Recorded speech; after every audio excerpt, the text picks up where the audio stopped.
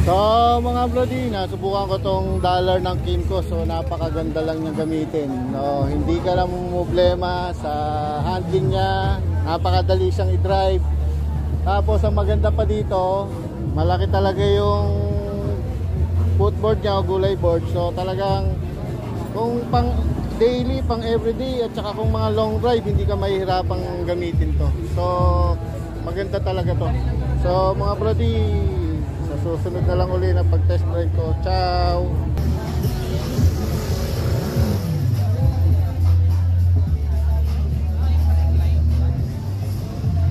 So mga brody, kakatapos ko nga lang uli i-test drive yung dollar ng Kimco. So talagang napaka-comfortable lang niya i-drive. So kahit mga beginner, kayang-kayang i-drive to. So consider nyo tong scooter na to kasi napakaganda rin niya. At saka yung handling niya magaan, hindi ka problema. So hindi ka matatakot na baka bigla ka bumagsak. Kasi yung clearance niya sa ground saktong-sakto lang. So mga brody, sa ulitin ulit. So marami pa nagte-test drive. Ayan. Salamat nga pala kay ate. Ayan, ciao.